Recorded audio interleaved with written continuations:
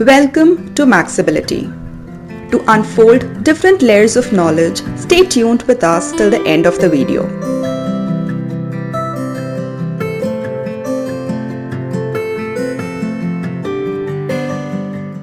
Let's get started, guys. We are up for 3 minutes, and there's a time for us to get started.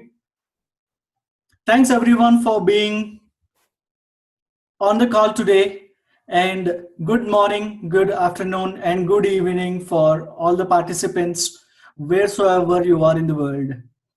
Thank you for joining this webinar, and this webinar will aim at people who are already in the space of digital accessibility to brush up their skills or brush up their fundamentals to understand why we are doing the digital accessibility. For people who are new to this journey, yeah, this is the perfect session for you, and you should be able to take a decision whether you want to be in the line of digital accessibility or not. And especially you should be able to understand why are we doing this digital accessibility, for whom is this really required, is it a necessary skill for persons who are coming into the sector of digital or the IT or ICT, and also for the people who are persons with disabilities and they want to understand what is this digital accessibility all about. I see a lot of people talking about accessibility a lot, but it might not be apparent that for most of us to understand what exactly the accessibility means. Where is this line of accessibility and usability from? So this session will fairly give you an understanding of what digital accessibility is and how do you measure digital accessibility and why do you do it, what are the benefits, etc. Without further delay, let us get started for the today's session. So this is a small webinar by Maxability, and I am Rakesh Paladugula doing this for you all. And to talk a little bit about me, I am Rakesh Paladugula. Many of you know me, but for those who are new to this webinar and who doesn't know me, I've been in the space of digital accessibility for more than 10 years now. And I love let people understand the importance of digital accessibility, let them aware, let them fix accessibility, let them advocate about accessibility. And in this front, I have been running this blog called Maxability, Maxability, the URL at www.maxability.co.in. This website specifically talks about different disabilities, assistive technologies, and accessibility, giving more specific emphasis on the techniques, tools, testing methodologies, etc. to make the web available for everyone. That is shortly about me. And what are we going to understand in today's session? Slideshows. In today's session, you should be able to understand what is a disability, what is accessibility, what is an assistive technology, what is web accessibility, why is web accessibility important, what are the benefits of making the web accessible, what are the standards available globally to mark that web is accessible, what are the accessibility standards, and the structure specifically we'll be talking about WCAG, the Web Content Accessibility Guidelines, the roles and responsibilities of various stakeholders involved in the project lifecycle, like the developers, designers, etc.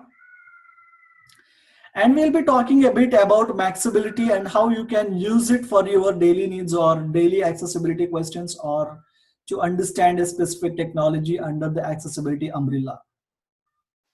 So this is what you're going to understand today.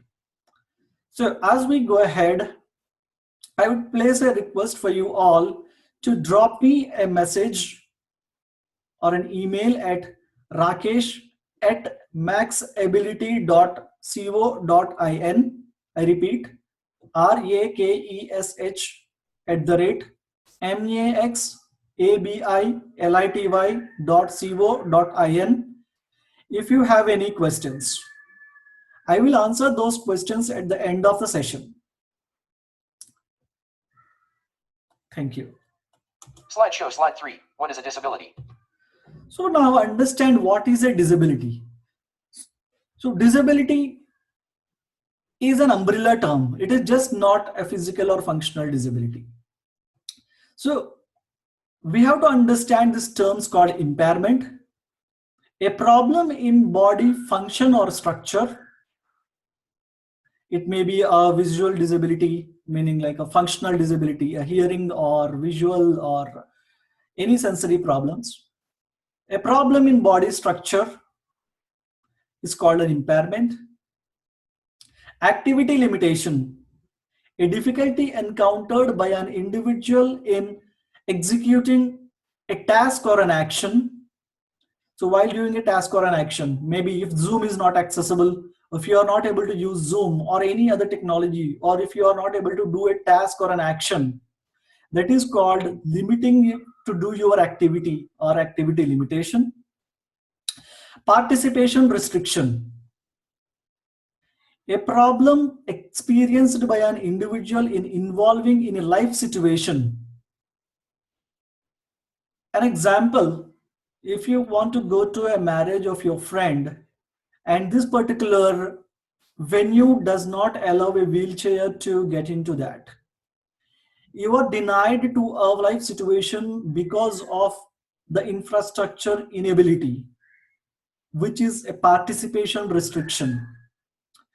So combinedly all this, the impairment or participation restriction or activity limitation, combinedly is called a disability. As per World Health Organization, disability is an umbrella term covering impairment, activity limitation, and participation restriction. Slideshow, slide 4. Types of disabilities. To talk more about the disabilities, we have these disabilities that we commonly talk about in our day-to-day activities or in our day-to-day lives. A visual challenge. A person might not be able to see, which we call it as a person with blindness or problem of blindness. A person may have low vision. A person can have a tunnel vision, a peripheral vision, a blurred vision, or one eye they may be able to see and they may not be able to see in the other eye.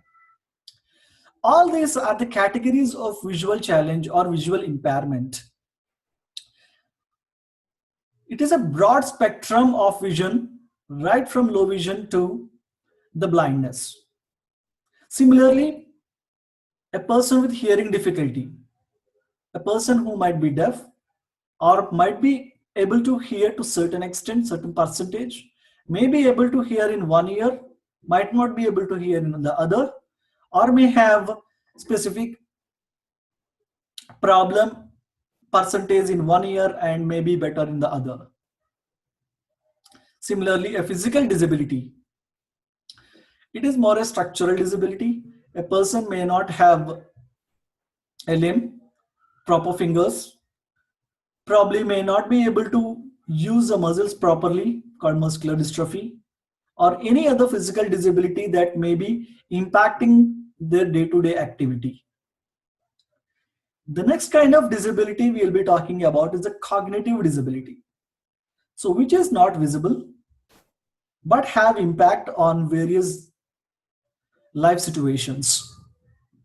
A person with a learning difficulty or learning disability called dyslexia, or maybe person can have challenges in remembering. A person may have intellectual disability. A person may be problem in mental challenges, etc.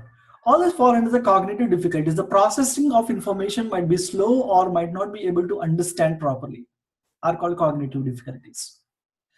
Similarly, we have this disability called speech. A person might not be able to speak at all, or maybe a person may have difficulty in uh, speaking more words quickly or as we do, or maybe having tough time in pronouncing certain words, etc. So these are different kinds of disabilities that we, different types of disability that we see in our day-to-day lives.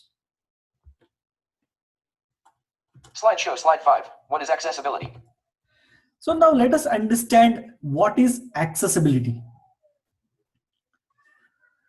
Accessibility means the degree to which a product, an item, a service that can be made available to as many people as possible.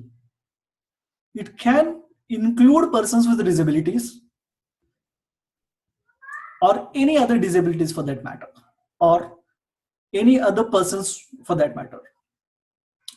A product or a service or an item or an environment should be able to be used by as many people as possible. When we say usable, it is more a usability, but when we talk about persons with disability in specific, it is called accessibility. So usability is more a broader term that can be part of any individual irrespective of their disabilities. When you talk about accessibility, it is more related to persons with disabilities.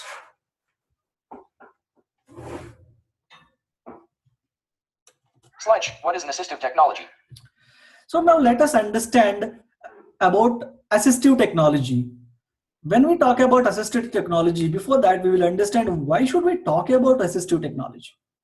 We said that there are persons with disabilities and they have certain challenges in doing their day-to-day activities or interacting with the digital content or mobility or any other problem for that matter because of the disability. And when we say accessibility, we are trying to ensure that the persons with the disabilities are able to use these products, environment, or any other devices, etc. Though you have made the environment accessible or the device available, because of the difficulty of the persons with disability, there should be an additional technology that should be available for them to use that product. So thus assistive technology is an item or a device or a service or a product that can increase, maintain, or enhance the functional capability of persons with the disabilities. And the assistive technologies will increase or maintain or improve the functional capability of persons with disabilities. These devices may be publicly available to purchase in the market, or in certain cases, the products that we have may be modified to fit the needs of persons with disabilities. So we may have the same car as anyone uses, but it may be modified such that the brake and accelerator may be used with hands to aid persons with physical disabilities. So the device or the device is the same, but we are modifying it to fit the needs of persons with disabilities. So, thus, a product that may be available in the market or a product may be modified to fit the needs of persons with disabilities is an assistive technology. This assistive technology should be able to increase, maintain, or improve the functional capabilities of individuals with disabilities. So thus, that is assistive technology. Slideshow, slide 7. Some assistive technology. Here are some assistive technologies that are used by persons with disabilities. When we talk about assistive technology, people may think on a higher level and think that it is a technology, but it can be as simple as a white cane that is used by a person with visual challenges for their mobility. It may be as simple as a wheelchair that will be used by persons with physical disabilities for mobility. It may be as simple as specs or corrective lenses or glasses that are used by many of us and many of our grandparents to read the material on the newspaper or any other information. It is also assisting the people to do their activities more effectively and efficiently. And it is increasing the functional capabilities of those persons. So this is also called an assistive technology. Specifically, when we talk about the digital content, we have screen readers or the screen reading technologies available in the market that can be either invoked within the computers that you use or can be installed as a third-party screen reading technologies. In Windows, you have narrator. If you press Windows Enter, automatically it will start narrator, but be cautioned that you also should understand how to switch off NVIDIA narrator when you are completed with your task. And on a Mac computer, you have VoiceOver that is built into the Mac operating system. By pressing Command F5, you can switch on VoiceOver on your Mac computer. And there are third-party screen readers available in the market, such as NVDA, non-visual desktop access, that is available for free, and you can install on your Windows operating system. It is as good as any other screen reader in the market. Similarly, you have JAWS, Job Access with Speech, which is a powerful screen reader, age-old screen reader, and a commercial one. You can purchase JAWS for your needs if you are comfortable with the Job Access with Speech, the JAWS screen reading technology. Apart from that, there are mobile screen readers available. So if you are using an Android, you have a screen reader built into your operating system. Go to your settings, accessibility, and switch on talkback. That is your screen reading technology available on your Android phone. Similarly, on a iOS device, you have VoiceOver available. It is under settings, general accessibility. You switch on VoiceOver, it starts speaking to you. Ensure that you know how to switch off the screen readers before switching on if you aren't aware of it. Otherwise, it may be problematic for you to use it otherwise. Yeah, it is also a challenge that you can try to switch it off on your own. And there are other assistive technologies such as magnifier that is built into Windows operating system, and I believe for Mac also there is a magnifier available. And there are third-party magnifiers available in the market such as Magic, which will enlarge the text or increase the visual equity of the screen or the text and let the slow vision users read the content. Similarly, there are other assistive technologies that are available within the ease of access or the accessibility center of corresponding operating systems, such as on-screen keyboards, high contrast modes, increasing the font size, changing the backgrounds, etc. So on your home page, you can use those assistive features and understand how that can be enabling persons with disabilities in their day-to-day activities. Similarly, there is a speech recognition software that is available in the market for long called Dragon Naturally Speaking DNS, which is a commercially available software in the market. It is similar to the Siri on iPhone or Cortana that is available on Windows operating systems. You can speak to that devices and it will do the task for you. So these are different assistive technologies available in the market. Slideshow, slide 8. What is web accessibility? So now we understood accessibility, disability, assistive technology, etc. When you map these accessibility things into the web content or the digital content, that is called digital accessibility or web accessibility. So now what is this web accessibility all about? Web accessibility fundamentally means making the content available to as many people as possible. That is our goal, making the content available for as many people as possible. But if you take it in specific, It is the process of ensuring that the web content can be perceived, understood, navigated, and interacted by persons with disabilities. It can be perceived, understood, interacted, and navigated by persons with disabilities. So far, we are talking more about persons with disabilities, and this assistive technologies and web accessibility is going to help only for persons with disabilities. Though fundamentally, the web accessibility ensures that persons with disabilities are not left apart, it is also helpful in enhancing the capabilities of other set of users. Those are persons who are having low literacy or non-fluent in the language of the website, people who have low bandwidth of internet connection, people who have problem in latest browsers, who does not have latest browsers, or people who are infrequent internet users. These are other set of users who may be benefited out of the web accessibility, not necessarily the persons with disabilities. Is it all? No.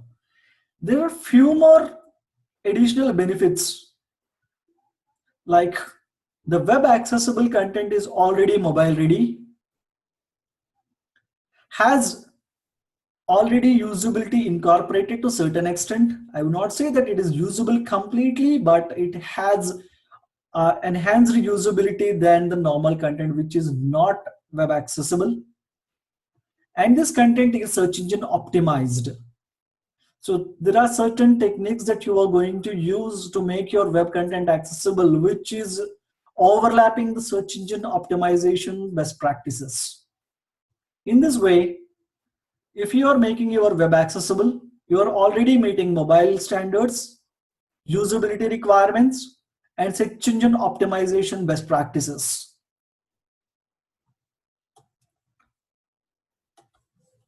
Slideshow, slide 9. Why web accessibility? So why do you need to do web accessibility? Why do you need to make your website accessible? So far, we are talking about persons with disabilities specifically. That is definitely a very good market. Will come there, but there are also other imperatives of that, such as legal, because it is a law in various countries not to discriminate persons with disabilities in the public spaces where digital content is also considered as a public accommodation, public space. Countries like US have Americans with Disabilities Act that governs persons with disabilities to ensure that the content on the digital space is as good as for everyone. In UK, you have Equality Act 2010. In India, we have Right to Persons with Disabilities Act. And in Australia, you have something called Disability Discrimination Act. So anyone can file a case against the websites or software or application that is not accessible with these laws. So it is a legal requirement in various countries of the world to make the digital content accessible. The next imperative is financial. Though initially you are making your content accessible may increase more cost to your fundamental budget of your making your website. It may be 24 25% additional effort that you have to put in to make your website accessible, but it decreases your maintenance cost. And because you are making your website accessible, you are increasing a potential customer base, that is persons with disabilities. As per World Health Organization, 15% of world's population has some sort of disability. That means you are targeting 15% of this additional market which is untapped. which has a spending capability of trillions. So you are reaching to an untapped market and making your product accessible or available to as many people as possible. And the next one is technical, meaning when you are making your website accessible, it is already search engine friendly, as I said. So search engine optimization is already halfway done. Mobile accessibility, because you are making your application accessible on various devices, your mobile accessibility also, mobile readiness is also done there. And you are adhering to the standards of the global market. You are using the best practices to make your code clean, accessible, and available. You are having a standard code technically. And of course, you can't deny the last factor called loyalty or customer satisfaction. You are reaching out to all potential customers, including persons with disabilities. So you are winning a loyalty of not only just the persons with disabilities and their friends and families, which is a very major market. Similarly, you are reaching your customers, your corporate social responsibility, CSR, loyalty, and things like that. So it is a social factor that is driving to make your web accessible. So depending on any of these benefits, or depending on how well you want to make your content accessible, you may fall in any of these benefits and make your web accessible. Slideshow, slide 10. Digital accessibility standards. So there are certain standards in the market that are widely used by organizations and countries to make make the websites and software applications accessible. The most prominent and widely accepted standards are WCAG, Web Content Accessibility Guidelines by World Wide Web Consortium, W3C.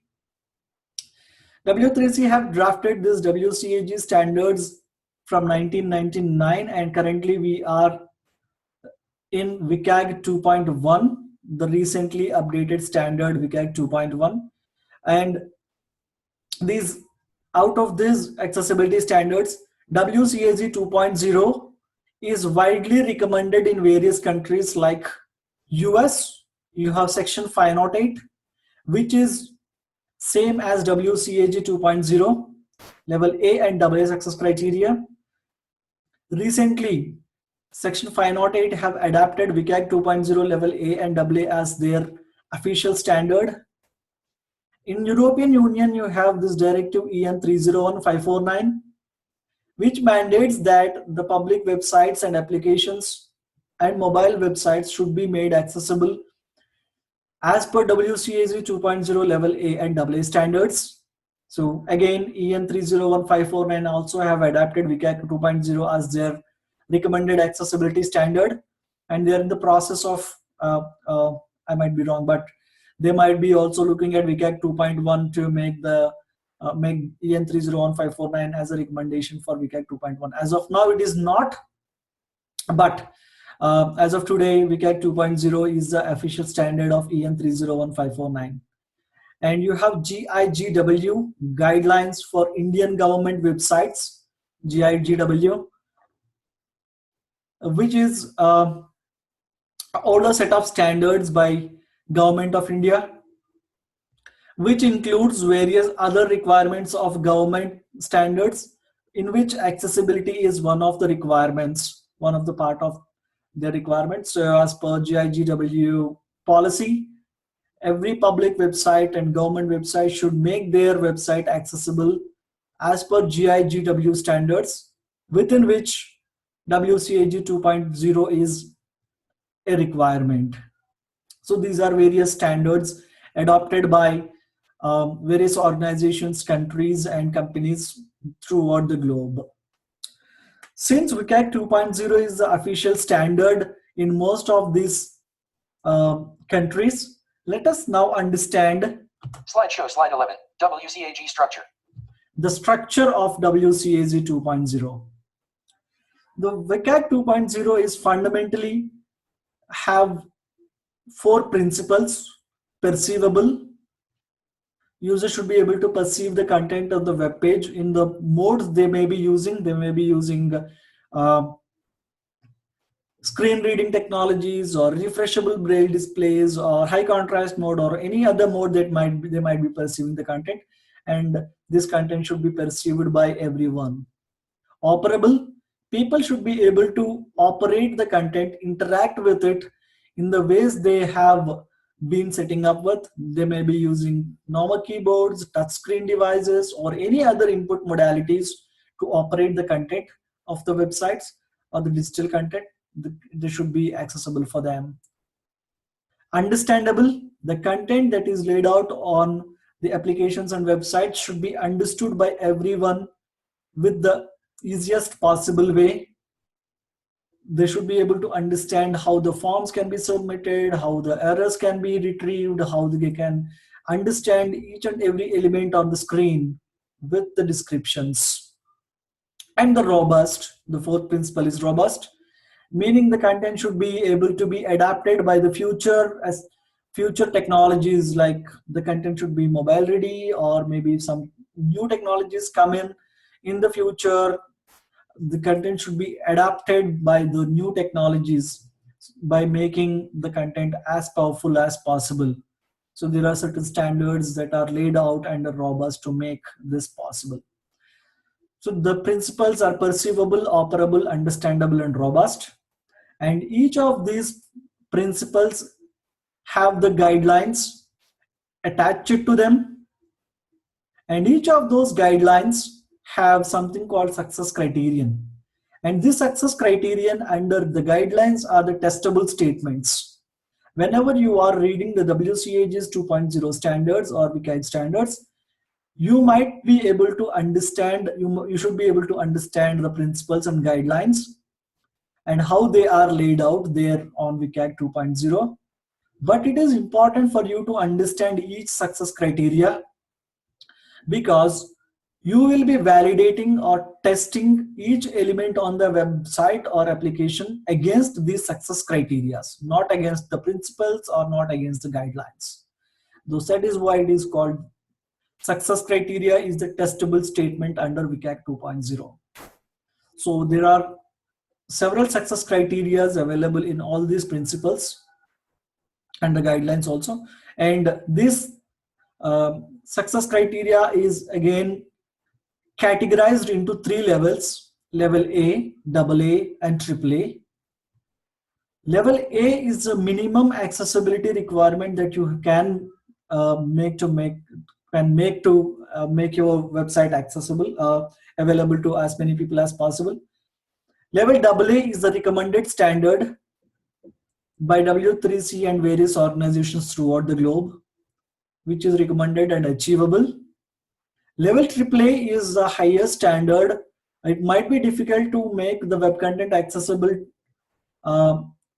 as per level AAA, which includes level A, AA also, because of various technologies, because of various methods, content types that is available in the modern web. It might be difficult to reach to make your content accessible as per level AAA success criteria of WCAG 2.0, but it is recommended and achievable to have WCAG 2.0 level A and AA set of accessibility recommendations for every website that you develop. Slideshow, slide 12. Link. Link. So everyone has a role to play in the project lifecycle. A person, individual, may be a project manager, it may be a business analyst, or maybe a content writer, maybe a graphic designer, or an instructional designer, or a front-end developer, back-end developer, or a QB engineer. Whatever the role that you are playing in, every one of you have something to do with accessibility. And here is a responsibility breakdown. I have provided a screenshot of the high-level roles and responsibilities breakdown. These responsibilities are laid out depending on the WCAG 2.0 level A, AA, and AAA success criteria. And I also have given the link where you can go through each of these success criteria and each of these uh, role types and understand your responsibilities, how to make your web content accessible, how can you be the part of uh, the project life cycle to make your content accessible. So if you are a project manager, these are the set of success criteria that you have to be bothered about. If you're a business analyst, that these are the things that you have to be keeping in mind. If you are a graphic designer, these are the 5 things that you might have to be thinking about your designs.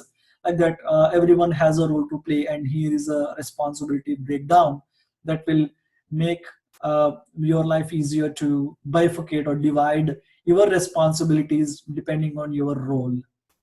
Um, for most of you have shared this presentation, and you have that link for you to go through each of those roles and responsibilities.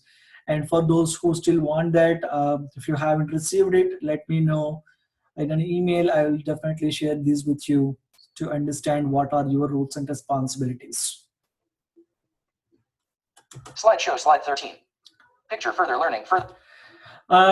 So technically we have almost completed to understand the today's agenda, but let me also walk you through a little bit about Maxability and how you can perceive little content on the Maxability website. I tried to make some changes in this week to so that I can talk on this presentation. Slideshow, slide 14. Learning with Max. So when you want to understand or learn something on web accessibility, about web accessibility and Maxability, these are the better steps that you can take. So I have created this top level navigation menu in which you have something called technology as one of the features options. If you click that technology, you will be seeing the sub items like WCAG 2.0.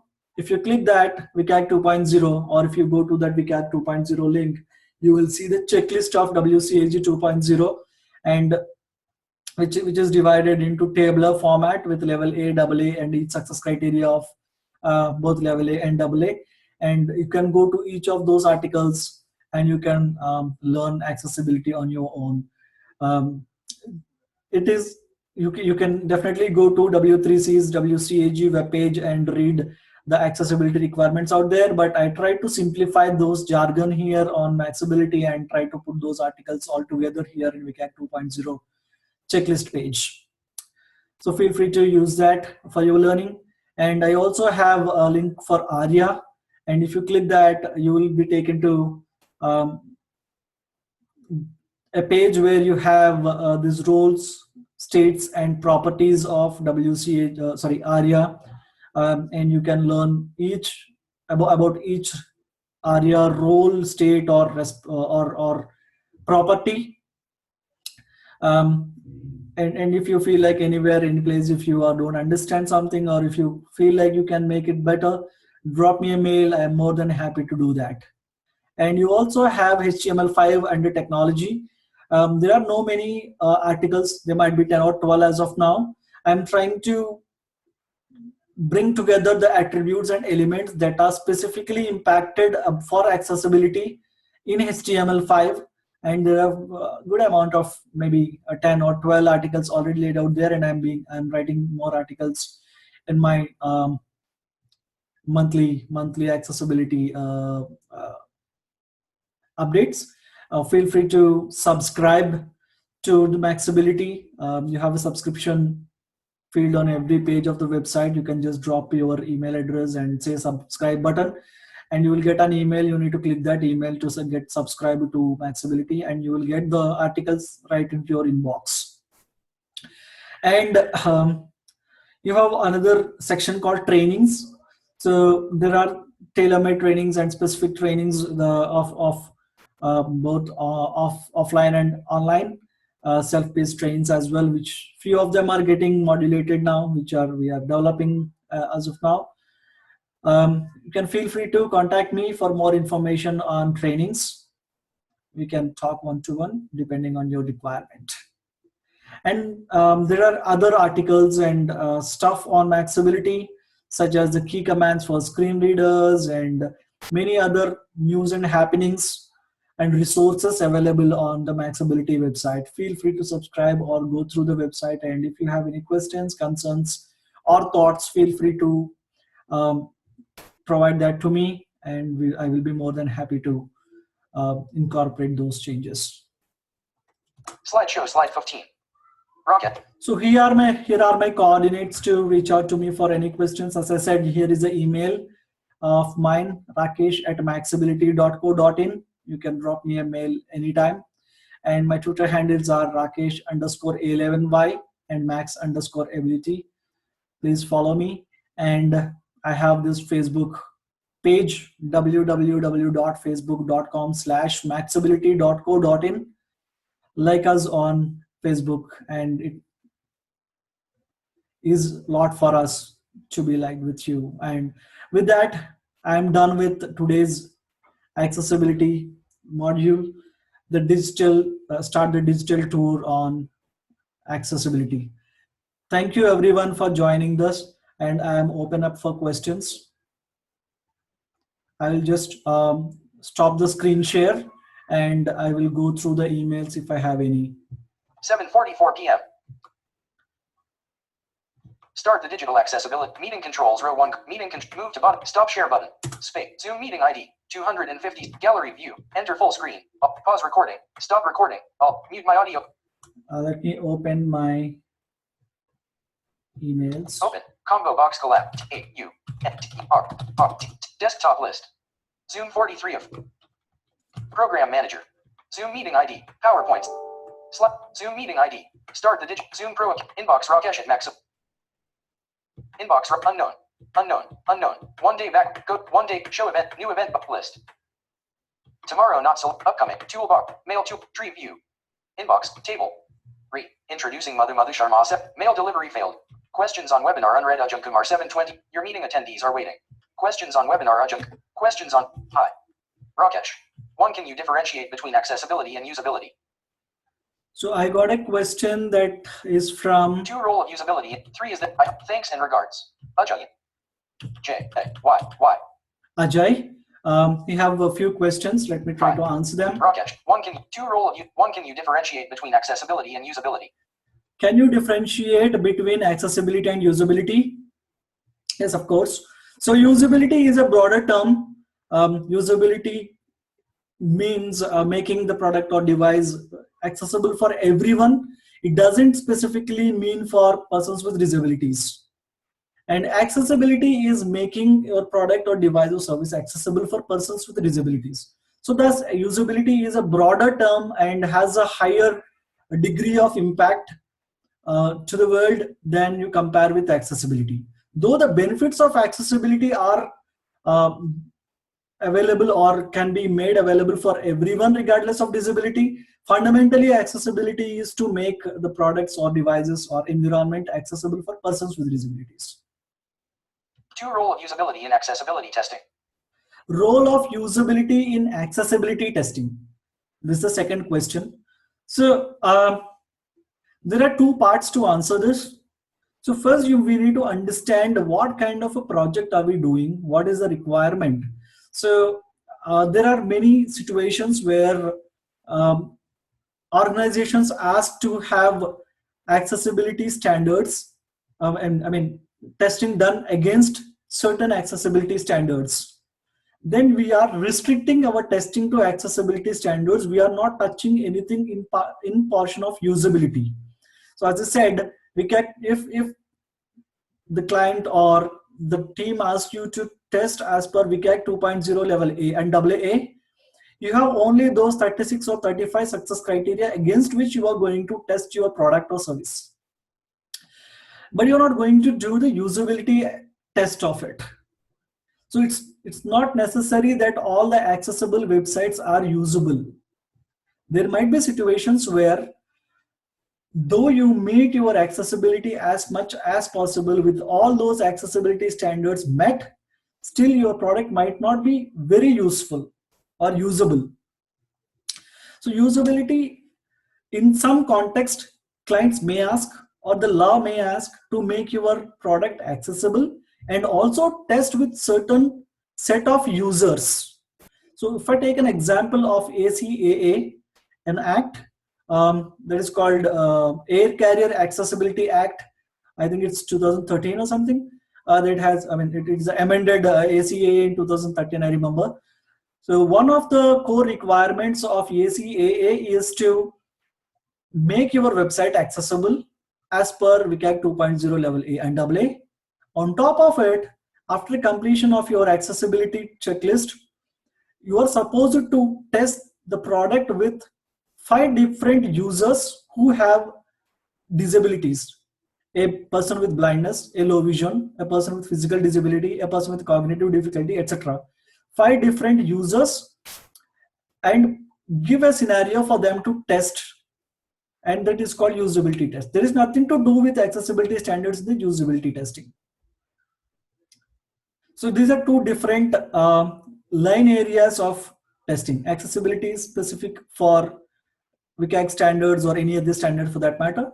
Usability is more user experiences of persons with disabilities. 3. Is there a guidelines and scale of measuring with which the usability testing is done? Is there a scale? 3. Is there a guidelines and scale of measuring? Guidelines or scale? I'm not an expert in usability testing, but whatever the usability tests I have been involved, I think these are the same usability tests that are conducted by usability analysts, or whoever they are called, usability analysts. This is the same kind of matrix they are going to use even for persons with disabilities, but it is more tailored to persons with disabilities and their abilities to use the product or service. I hope to see the response for the above questions. I think I tried answering your questions. Table. Let me see if there are Mail any. delivery failed. Questions. Your meeting attendees are free. Quick reminder for the webinar. Angel Ray has attachment presentation in So I don't have any other questions that have come up. 7:50 p.m. Let me see if there is anything on the chatbot. PowerPoint slideshow. Zoom meeting ID. 200. Zoom meeting ID. 250. Mute my audio button.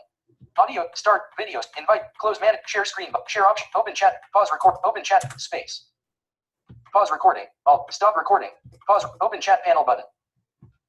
Zoom group chat. Gallery view. Enter full screen. Alt. Pause recording. End. Gallery. Input chat text. More drop down button. 2. Venkatesh Bandaru. Chat text list. From KT0047. So I am also available now on chat window for, I think we have 8 minutes to go. So if you have any questions, you can also ping on the chat bot. From me to KT00472759. Privately, 7:02 p.m. Can you guys see my screen? From Surya to everyone, 7:02 p.m. Yes, selected. From KT00472759 to me. Privately, 7:02 p.m. Yeah. From Venkatesh Bandaru to me. Privately, 7:03 p.m. Able to see yours. From me to Venkatesh Bandaru. Privately, 7. From MK00491985 to me. Privately, 7:10 p.m. Could you please provide your ID here? From Galaxy on NXT to me. Privately, 7:26 p.m. High selected. From Suresh.Reddy.Jonala to everyone, 7:37 p.m. How about WCAG 2.1 recent guidelines? Is this recommended as of now? Selected. So one question I got from Suresh Reddy. How about WCAG 2.1? Is it recommended as of now? Yes, WCAG 2.1 is recommended as of now, but it is more like people can enhance to WCAG 2.1. But it is not mandatory. It is recommended, but it is not mandatory, because as I said, we can talk about specific countries. You take section 508, which is specific for United States, and they have recommendation it mandates WCAG 2.0. So 2.1, though it is recommended by W3C, 508 have not yet adapted it. Similarly for EN 301549, yet WCAG 2.1 is not adapted. So organizations and companies are free to start using WCAG 2.1. It is recommended by W3C. I think just a month ago, June 5th or 6th, somewhere around there, W3C working group have notified it as a public recommendation. So we can suggest to the clients or product teams to make their content available as WCAG 2.1, but it is not a legal requirement. From Desiree Dikata to me. Privately, 7:39 p.m. PLS. Share the link to deshaird.kutta@gmail.com selected. So Desai Reddy has asking for the link to ping him. I will drop an email to you. Just drop me with your email address in your chatbot or send it to rakesh@maxability.co.in. I will share you the link.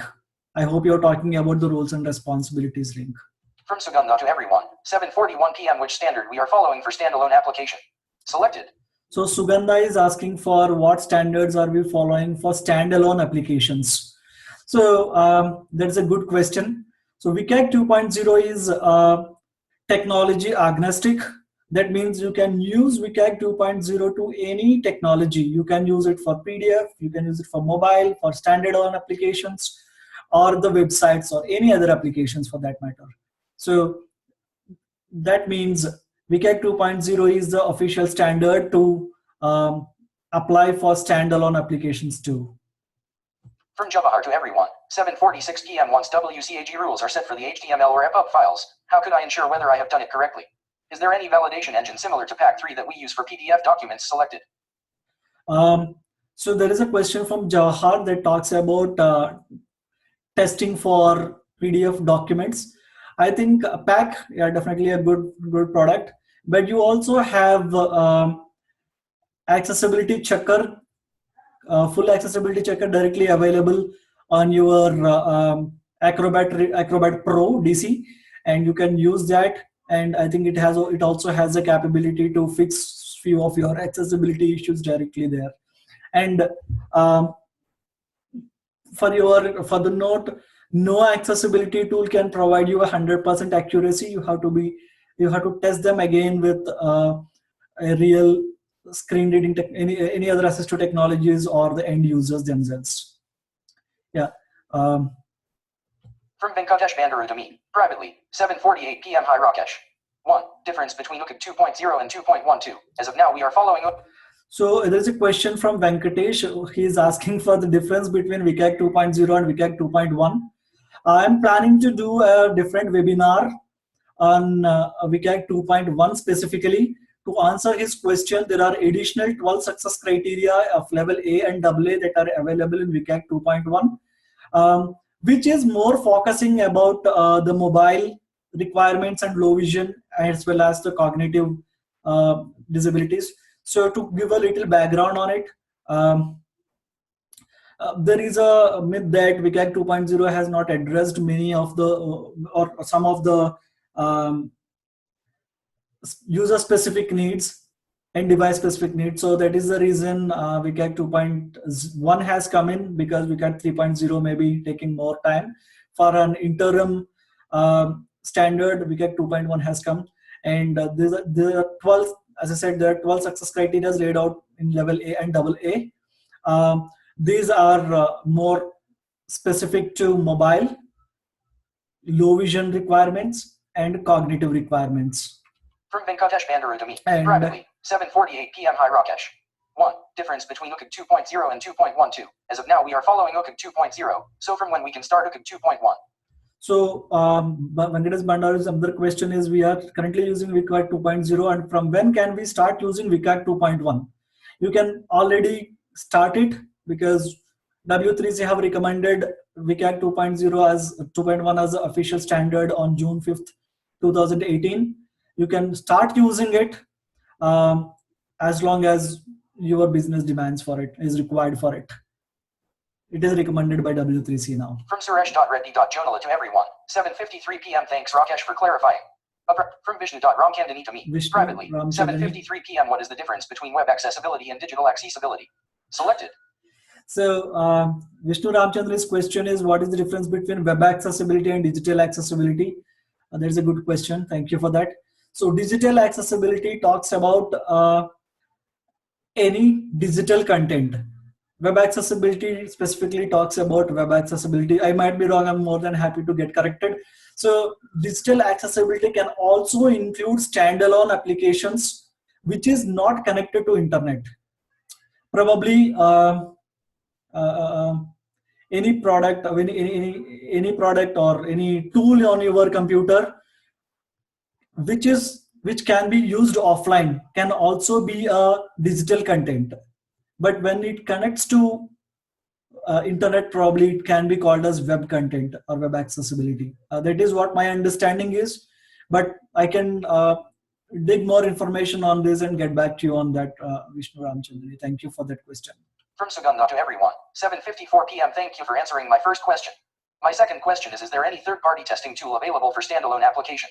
Like for web, we have Axwave. No So Sugandha's another question is there any tool that is available to test standalone applications? I don't think there is an automation tool, but I have to go back and see if Xcore can be used, but not sure. I'll get back to you on this, Sugandha. Thanks for bringing that out. But there are APIs, I mean, the applications like, what do you call them? UI inspectors that are available for Windows and Mac OS. I will get back to you on this inspectors, but you have to go on each element and have to look at the properties of accessibility and if they are available or not. So that is more an inspector than an automation tool. But let me go back and see if there are any automation tools available for standalone applications. As far as I know, they are not available. From Venkatesh Bandaru to me, privately, 7:58 p.m. Thank you, Rakesh selected. From Vishnu.Ramkandani to me, privately, 7:58 p.m. Can mobile apps called as digital accessibility or web accessibility? So Vishnu Ramchandra's other question is, can mobile apps called as digital accessibility or web accessibility? So when we are testing, there is no difference as digital accessibility and web accessibility. All are the same in terms of standards and things like that. So mobile apps, again, if the mobile app can be used as a standalone feature, that can be considered as a mobile sort of digital accessibility. And if it is connected and you are getting some web content rendered into your application, that will be a web accessibility. 8 p.m. So we are exactly at 8 and I am done with the questions, and I have a couple of questions I have to get back to Sugandha and From Sugandha. And from Vishnu.Ramkandani to me, privately. And someone else I have put, I think Vishnu Ramchandani only, probably. Just drop me an email so that I don't miss this chat conversation once I complete this session. Thanks a lot for being on the call today and spending your time. And I will send a feedback link for you. I would appreciate if you can give me some feedback for various aspects, either maybe content or timings or anything else. Probably I'll just send you a feedback link probably tomorrow or day after. Please update that for me and send it so that it will be easy for making it available for more people in the next session. And also feel free to drop me an email if you are looking for any other webinars in the future in the space of digital accessibility. From Sugandha to everyone, 7:54 p.m. From Venkatesh, from Vishnu.Ramkandani. Thanks, guys. Vishnu.Ramkandani to me, privately, 7:58 p.m. Thanks all for joining this call, and have a good night, good day, and good evening. Close chat, pause, stop, end meeting button. Thank you for watching and being with us. Please like and share the video. Don't forget to click on the bell icon. And also, for more updates, subscribe the channel.